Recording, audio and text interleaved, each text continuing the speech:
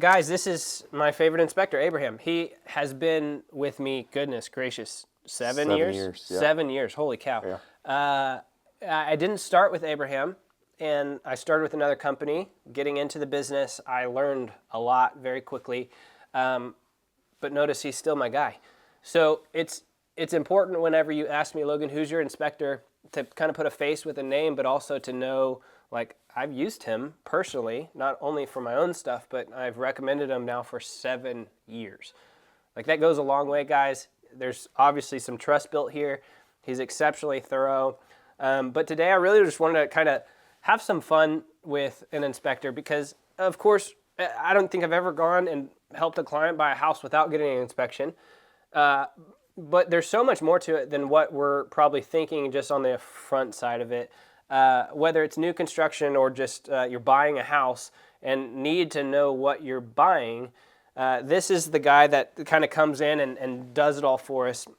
He's doubly licensed, so he's got his inspector's license and his termite inspection license, and so he has the ability to save you a little bit of money there. But more than that, he's just a great guy, and I wanted to introduce you guys to him today because I think it'll be easier whenever you go to do a new transaction and you're hiring Abraham and you're saying, okay, well, now I've got a face to a name. Right. So, right. Abraham, thanks so much, dude. We've got a ridiculous amount of stories that we could talk Yeah. about, and they span from crazy to Mundane, this right? was awesome. Yeah, yeah. And that was we didn't expect it to be so perfect. So You know what's crazy, man? I looked it up before we got here. Was my very first inspection with you was on my birthday in 2017. Imagine that, because I couldn't remember. 2017, wow. Yeah, I couldn't remember how long it had been since I had started working with you. Yeah. And I had to refresh the page, go a couple pages down to see how long it had been. But yeah, it's been a long time. We've done a ton of inspections together. We have. 72. Is that, dude? I love the analytics. This is great. This makes me so happy. All before we got here. It's perfect, man. It's perfect. 72. Yeah, isn't that's that awesome. crazy? No, that just makes me happy. So that's fun to hear. That means I've helped 72 families buy a house, because maybe more than that, because he wasn't there the first portion of the year. And so, man, wow, that really puts things into perspective. So why, your thought process of why would you get an inspection? And of course, there's all the obvious reasons, right? But can you go through some of the things that you see that maybe aren't just eye-popping to the average home buyer? Right. And explain some of the things that you're looking for as you're going through your checklist, because your checklist is exceptionally thorough, and that's why I love using you, is because I do know every single time we're going to get a report, and it literally walks through everything that you can think of. Right, yeah. So talk to me about some of the stuff that you're specifically looking for that doesn't pop out to just the average person. Well, we kind of start around the outside looking for things that are like major issues with settling and stuff like that. Those are kind of, a lot of people can see things like wood rot and stuff like that. Mm-hmm. You don't necessarily need a specialist to see that kind of thing, but some of the stuff we're looking for that really kind of helps if you've been doing it for a long time, like doing home inspection or construction, would be looking for large settling cracks, but just knowing the difference too between normal cracks, especially here in Oklahoma, that are just like expansion and contraction cracks, knowing the difference between those and cracks that, like, hey, we might need some piers here. This is in pretty bad shape. Things like that. The roof, a lot of roofs look great from the ground. Yep. And then once you get up there and start looking at it, you'll start to see issues like with hail damage or granule loss and things like that. Some of the stuff that you start to get into electrically wise can definitely require somebody that's looked at that stuff, especially pulling apart the electrical panel, looking inside there. Over the years, we've definitely found some crazy stuff on electrical panels, or even just some of the brands of panels, like we've dealt with some of the Zenskos and Federal Pacifics and some of those over the years. So those are some of the things that are kind of more unique to where if you don't have experience with that stuff, or even just stuff like brick ties. Like my dad bought a house before I started doing home inspections, and one of the brick walls, needed brick ties, which I found that after he bought the house, just because there was a really big crack in the brick, and he was worried about it needing piers, and I was like, actually, it's just the brick ties being loose. So those are the kind of things that can. And not only that, but getting a home inspection usually doesn't cost very much in comparison to what you're going to end up finding. The vast majority of the time, even almost on new always. builds. That's actually exactly where I was going. it blows my mind the amount of times that people think, oh, I'm buying a new construction house, there's going to be nothing wrong. No, Right. these houses are built by people, and people make mistakes. And Exactly. it could just be an oversight, right? It's not that they meant to do that, but they just didn't have that trade go back in and tidy it up. And the crazy thing is we've saved our clients thousands, and not only just money, but headaches and all of the other things, 100%. because especially with new construction, right? One small little thing probably isn't going to show up for a couple years. Yep. And most builders have a 1-year warranty that's attached to it. Well, if you're not finding it in that first year, or if it's so small that it doesn't present itself as a problem, Yes. man, it could be Exactly. problematic for you. And so one of the things I love, and just to kind of go back about Abraham, he mentioned some of those big ticket items, so like roof and structural and electrical. There have been deals where my client has paid Abraham. Abraham and I, it's kind of comical. We try to see who can show up to the inspection first. It seems like I win majority of those Yeah. times Yes, because you he's do. coming from another one. But The only realtor that does we- that with me. I don't know why I'm so competitive. It's stupid. There's been times where he does a quick check and he's like, Logan, roof's bad. And I'm already seeing some stuff on like some, and he's not going to call out this is a settling problem unless if it's just apparent. We're obviously not structural engineers, but we see it enough that Right. it's now to the point we've been around those structural engineers enough, we can kind of pinpoint what they're saying. And so we've got a really good idea that this is what it's supposed to look like, and if it doesn't look like that, then we can kind of highlight those. So he's come to me, and clients have already paid him and said, hey, look, man, I've got a roof problem, I've got a structural problem, and this is an old panel.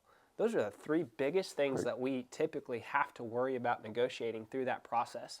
And if the buyer's like, no, I'm out, he usually takes care of them in that perspective of like, look, I didn't do the whole inspection, I didn't do that. Right. So he's very informative and wants the best for you. It's not like he's just there to get paid and collect a check. Like, he is thorough, and that is something that I love about him, and I feel so confident with him about, is that he's going to kind of tell you up front, like, this is what I'm seeing, and it's not to scare you, it's simply to give you knowledge, and he wants you to be knowledgeable about the property and about your purchase, because it's a large purchase. As a home inspector, because all we do is focus on that, like especially with people, like I know a lot of people that know a ton about houses, construction, all that kind of stuff. But when you're looking for it specifically every single day, you're able to literally like filter so many things from really big important defects to down to really small ones. Yep. And be able to put them all in an easily readable and accessible format.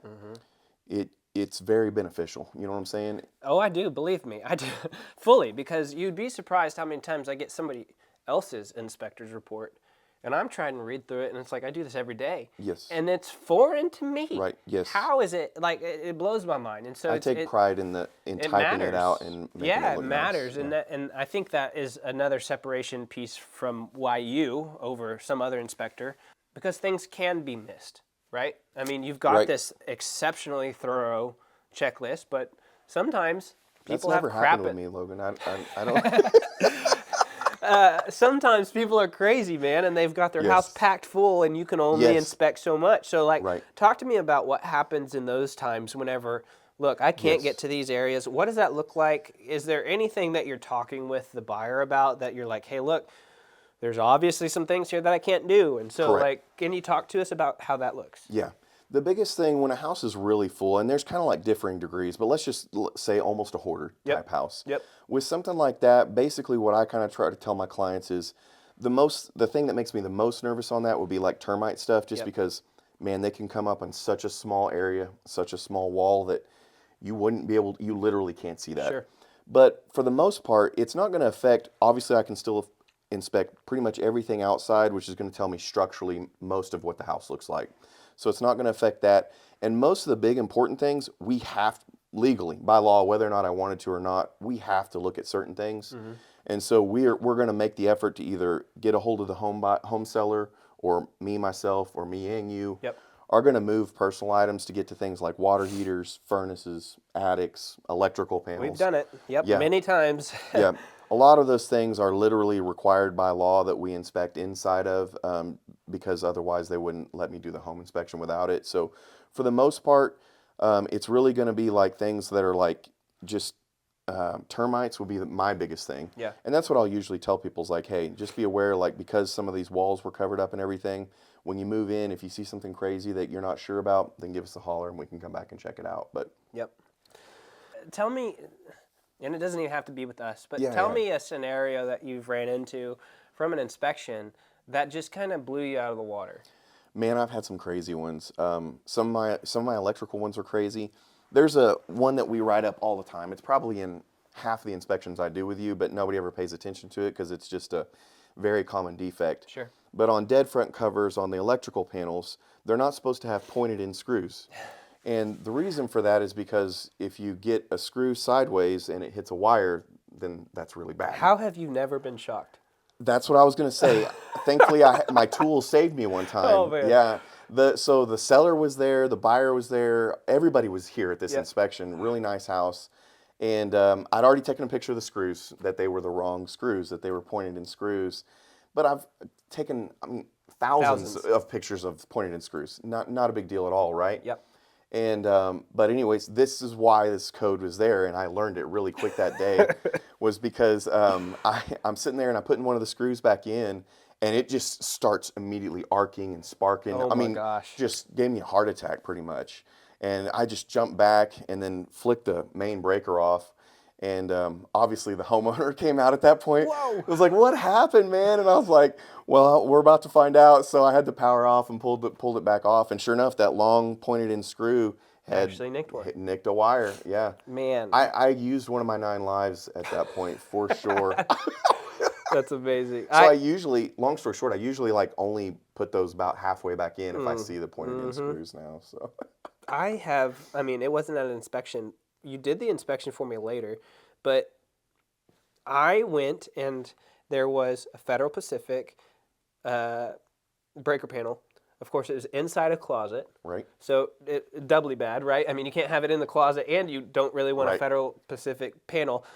And the reason why you don't necessarily want one of these is because they have a higher than average fail rate, meaning that if a breaker is supposed to trip and it doesn't, what's next going to happen, right? You really want that breaker to trip, otherwise there could be a fire hazard, and that's where you have some electrical fire hazards. And so they've started outlawing these. That doesn't necessarily mean they're bad, right? We've sold a lot of houses and we're not seeing any heat temperature. We're not seeing anything crazy.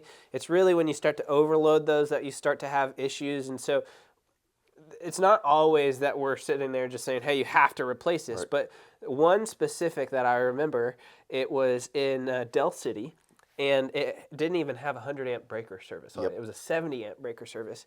And so I went to open the panel just to see the amount of like breakers and everything that was in there to see, and it just like pops on me. Oh, dang. So I freak out, right? And my clients are like, "Whoa, what was that?" Yeah. I'm literally on FaceTime with them.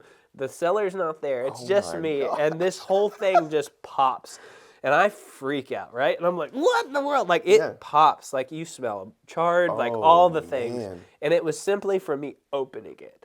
That doesn't sound good. Dude, and so later you came and inspected it. You're like, hey, there's some obvious issues. We got to upgrade it. All the things were fine, but it was a process, and those are definitely things that you have to watch out. So Federal Pacific panels, Zensco panels. What was the third one? There's one more?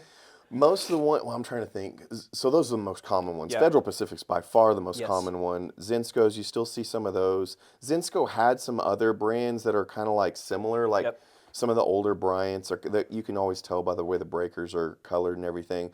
Really, the only other ones that really kind of stand out, but you hardly ever see them anymore, are like old fuse panels that rely on fuses. But thankfully, over the years, those have started to kind of go away. You know, those and knob and tube, you know, wiring and stuff like that. For specifically those breaker panels, what were the time frames of those? Like the 70s? Is 70s, 80s, or what? The Federal Pacifics, they actually started using those all the way back in like the 1930s. Oh, wow. Yeah, and I believe they didn't stop them, like stop them until the 1980s, like the 80s. early 80s, if I remember right. That makes sense. The Zenscos were probably more like 60s, 70s, maybe a little bit of 80s.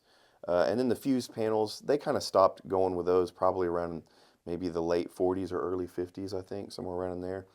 But you just have to be careful too, especially in Oklahoma, because some of the rural areas of Oklahoma, you'd be surprised about how some of the stuff that's really old, used in some parts of, rural Oklahoma, like out in the country, that you'd be like, oh my gosh, this is from like the 40s, but they were still using it in some Yep. times. You know what I'm saying? Yep. That's the unique thing about Oklahoma. Dude, we got a lot of unique stuff. Yeah. And Uh, then electrically too, you just have to be careful too. A lot of DIY stuff can get you into trouble too. It's not even just the panel. When you start pulling panels apart, panels that can be, very safe panels, newer panels, if somebody's done a lot of DIY wiring, what do you see typically as DIY wiring? Is that more of the double taps that we're seeing, or some of what is that, it? What is it that specifically that you've seen? I guess maybe DIY style. Yeah, like outlets wired in backwards, like Yep. reverse polarity. Especially a lot of stuff in the attic you'll see, especially because it's like out of sight, out of mind. Things like, wire splices that Just aren't put open. in Yep. junction box. Yep.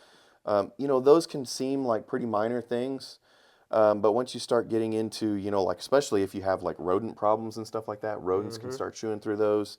Get, like older insulation that can be flammable. You can start getting into some interesting Man, territory. You know what I'm saying? I do. Um, what's the difference really from your perspective in inspecting 1,000 square foot house and then going and inspecting a 4,000 square foot house? Is it just the same thing? It's just on a larger scale, or are there typically more things that you're having to do? What does that look like? A lot of that, to me, it seems to me in my experience, the cutoff is right around 3,000 to 3,500. Things just get to be, there's more of everything. Mm-hmm. You start going 2 water heaters versus one, 2 HVAC systems versus one.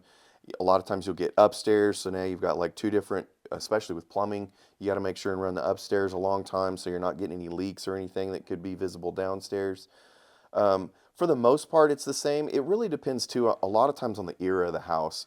Like inspecting like a 3,000 square foot house built in like the 90s is really a lot different than one inspected now. They just had, I think a lot of the things back then were not as user friendly to an inspector or even a homeowner back then. Whereas now they've kind of streamlined a lot of processes where attics are easier to get to, panels are a little easier to get to, and all that kind of stuff. But I actually really like kind of fixer upper houses or first time home buyer houses or even investor houses, ones that can be a challenge, but those are fun to me. You know what Yeah, I'm saying? they're different. Crawl spaces. Yeah, yeah, exactly. Oh, All we those. know about crawl spaces. For sure. There was one on Northeast 23rd that we did that had garlic and like vampire-ish stuff underneath it. It was Yeah. kind of crazy. We Yeah. see some crazy stuff. So Yeah. we were going out back. The crawl space was in the back. We open it, and there's literally like, man, it looked like Yeah. we were in a movie. That garlic hanging from it, and like it was just wild. So we were wondering, like, spaces. are they storing food down here? We had so many questions, but Yeah. garlic was the thing, man. Yeah. Garlic was the thing of the day. Yeah, you see all kinds of stuff in crawl spaces, man, like old beer cans and stuff like that, like from like 30 years ago. Like the plumber that Yeah, was working down there you're was like, drinking. who took the time to lug a 12-pack down here, Man. to do this plumbing work? Oh, But that's crazy. that is hilarious. There was I was talking the craziest thing that we had seen in a final walkthrough. I was talking to Dylan about this the other day, and that was the squirrel situation. We walked in for his final walkthrough, and there was a squirrel getting a drink of water from the kitchen sink that was Oh going my full gosh. blast. What? Crazy. So that was our rodent scenario. Oh Have you had a rodent scenario that was wild? Man, I can't think of a rodent one unless skunks are considered rodents. But when we were talking about the crawl space, not very many people want to crawl in crawl Right. spaces.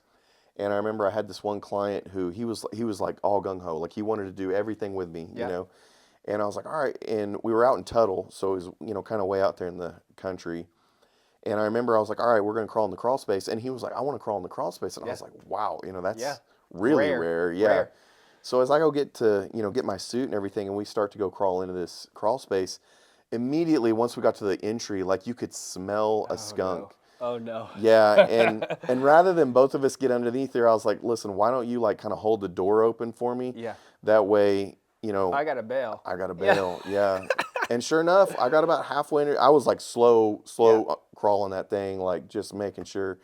And sure enough, there was a live skunk under there. So I got out of there. They trapped it. We went back and took care of it. But Before, and this just because I was thinking rodents, before I used you, this was year one of real estate. I remember there was a deal, and it was out in Newcastle off of Highway 9. And we had gone, and we were going again for a final walkthrough. And all of a sudden, we see a pile of dirt, sand really, yeah, about this big, right outside of what is it? It's an access panel for the bathroom that was behind it. oh, okay. So there's this dirt that's around this access panel. I thought, what in the world? So I opened up the access panel, and all of this dirt comes out. Yeah. And before, it wasn't a hoarder house, but it was a full house. And this room we couldn't really walk into because they had so much stuff in there. And so the other inspector did their whole inspection, blah, blah, blah. And we go back in to do our final walkthrough, and I find this dirt. And I'm like, hey, guys, we can't close until we figure out where this dirt came from because I don't know how this got here. And it doesn't make any sense. And why dirt's coming out of the access panel really doesn't make any sense. Come to find out, a mole had eaten into the PVC plumbing and had burrowed its way into the bathroom and had sand everywhere. I mean, it was crazy. So, like, I'm thinking rodent stories now, and that's... I've seen, back when I did pest control, we had some people like that happened. Yeah. Yeah, the gophers and the moles. You got to be careful with those. And they can definitely damage some plumbing. I had a whole neighborhood in Newcastle that used me back when I did gopher extermination because they had one guy that gopher had done like $3 or $4 grand worth of. Shoot. And you told all the neighbors. It's sort of like, that's not happening to us, man. Jeez. Exactly. Have you ever ran into any snakes? Yes. Oof. One time I was out in the country. This is the only time I've ever ran into any snakes underneath the house. Okay. I remember I was crawling underneath this house. It was like a mobile home, and the guy had been like hosing off the. Yeah, he'd been hosing off his AC units, like cleaning them up for the inspection. Yeah. And thankfully he did that. Thank God he did that because it made me like slow down and kind of like, because normally like you just get in there and at least how I do it, I'm looking closely, with my flashlight at everything right around me, like the wood and, looking for termites and plumbing leaks and all that kind of stuff. So luckily there were these big puddles of water into there. And at first I was ticked off. I was like, man, this guy's got my whole crawl space muddy. And then, so I lift my flashlight up to try to find a root, and sure enough, on the other side of one of those puddles, I see the snake, and I'm like, oh, heck no. Like, nope, you crawl a lot faster underneath here than I do. Satan, get behind you, man. Holy cow. Exactly. And then there was one time I was here on the south side, actually like there on like Blackwelder and 149th. It's like one of those roads hardly anybody ever goes down because it's like, I think gated halfway, but there's a mansion down there. There's at least one.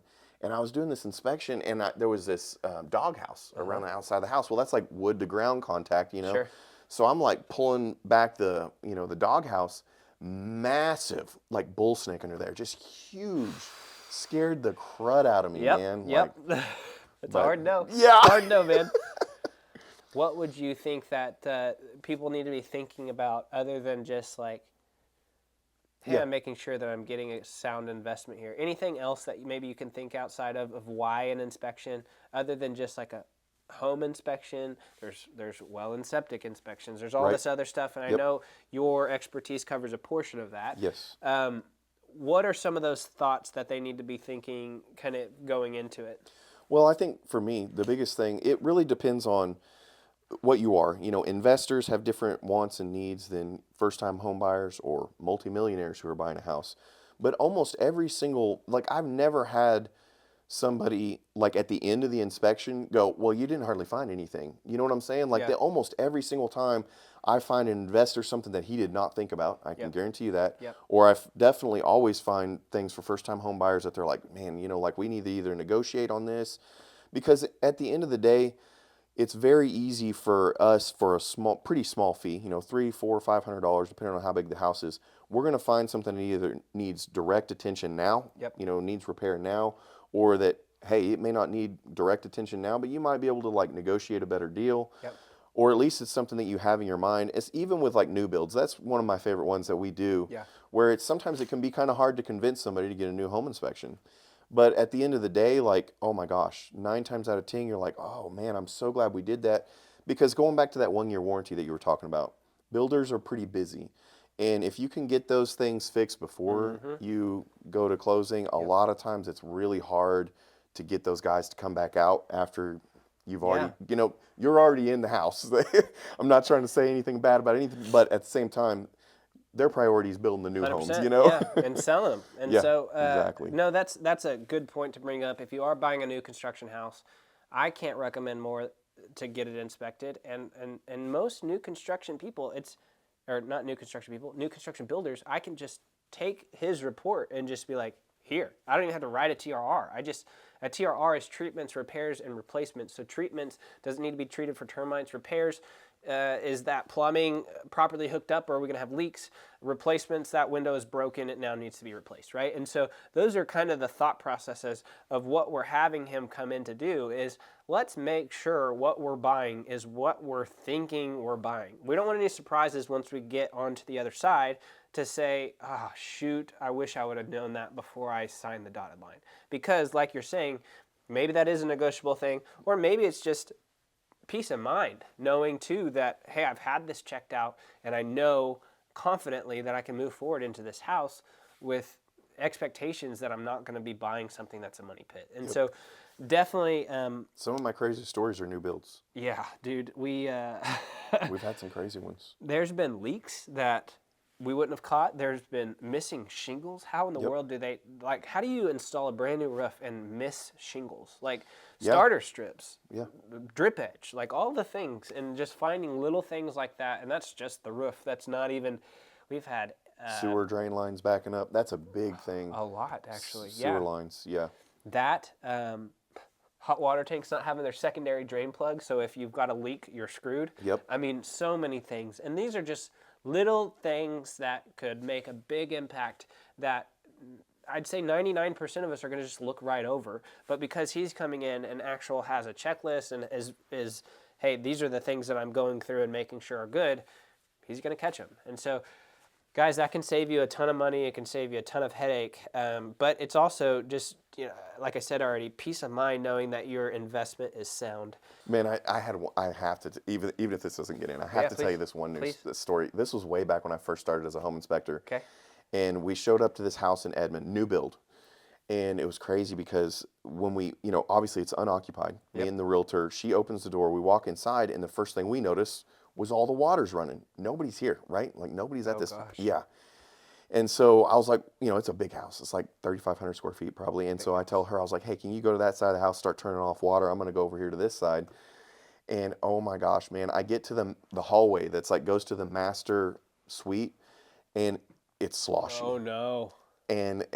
So I'm like, oh my gosh, this is not good. And so I walk into the master bedroom, it's all flooded. The master bathroom completely flooded. And so we immediately call the builder. I was like, you got to call the builder. Like, you got to get him out here. This is insane. Yeah. And it's so crazy because I guess he had sent a plumber over the day before to like test all the plumbing. I don't know if he went to lunch. I never heard the rest of the story, but it had been like that for a whole entire day, backing up water into the master. It was so bad. I don't know what. I mean, why was it backing up though? It shouldn't have been backing up. It was an aerobic system that they had not. The pull-out fuse was in the off position, and so I guess it wasn't shooting the water out, and so it just started slowly backing up into the house. That makes sense. It was awful. But I've even had one. I had one in Moore here. This was just a couple of years ago. Yeah. Where I think one of the biggest problems, if I were imagining me or you as a builder, probably the hardest thing is to get everybody coordinated. Get plumbers and electricians on the same page. Get everybody on the same page. And so what had happened was the plumbers had not hooked up the sewer line coming out of the house to the city main yet. And the sod guys had sodded over everything. And that was the house with me. That was in Noble, the Azalea Farms. Was actually. it? Yeah, it was a brand new build. It was a $350,000 house. I've had that twice now. And we were now. trying to find the water meter for an hour and couldn't find it. And they were like, no, it's right there. And we're like, find it. This one was the actual main sewer line.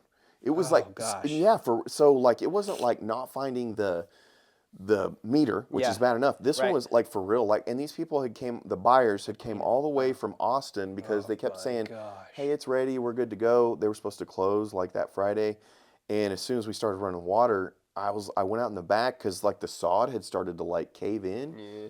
and you could just see Yeah. the water going out Yeah. into the yard. It was insane. Man.